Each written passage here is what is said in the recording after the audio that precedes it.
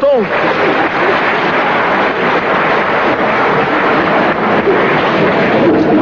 ma proposition n'est pas non plus, je ne voudrais pas que l'on prenne la proposition du Burkina Faso comme celle qui viendrait de la part de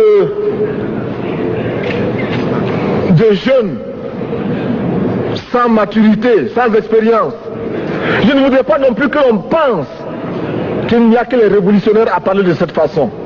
Je voudrais que l'on admette que c'est simplement l'objectivité et l'obligation. Et je peux citer dans les exemples de ceux qui ont dit de ne pas payer la dette, des révolutionnaires comme des non-révolutionnaires, des jeunes comme des vieux. Je citerai par exemple, Fidel Castro a déjà dit de ne pas payer. Il n'a pas mon âge,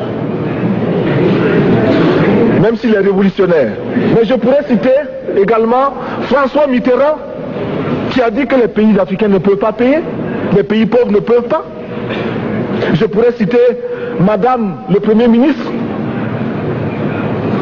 Je ne connais pas son âge et je m'en voudrais de le lui demander. Mais c'est un exemple. Je voudrais citer également le président Félix Houphouët-Boigny. Il n'a pas mon âge. Cependant, il a déclaré officiellement, publiquement, qu'au moins pour ce qui concerne son pays, la Côte d'Ivoire ne peut pas payer. Or, la Côte d'Ivoire est classée parmi les pays les plus aisés d'Afrique, au moins d'Afrique francophone. C'est pourquoi d'ailleurs il est normal qu'elle paye plus en contribution ici. Mais, Monsieur le Président, ce n'est donc pas de la provocation. Je voudrais que très sagement, vous nous offriez des solutions.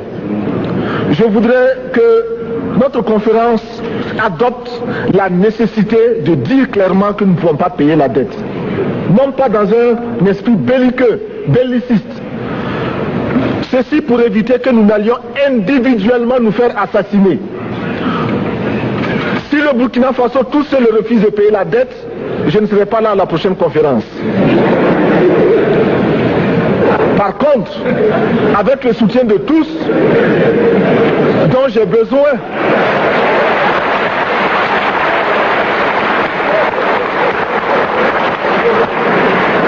avec le soutien de tous, nous pourrons éviter de payer. Et en évitant de payer, nous pourrons à notre développement.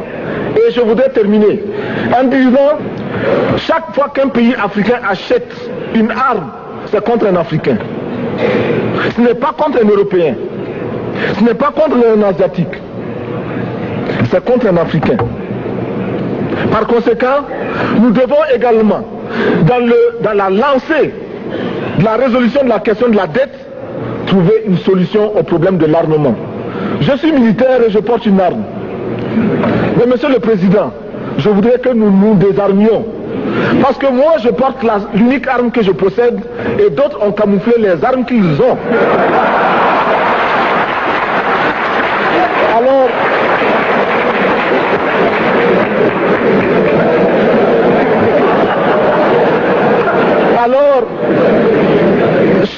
chers frères, avec le soutien de tous, nous pourrons faire de la paix chez nous. Nous pourrons également utiliser ces immenses potentialités pour développer l'Afrique, parce que notre sol, notre sous-sol sont riches. Nous avons suffisamment de bras et nous avons un marché immense, très vaste, du nord au sud, de l'est à l'ouest.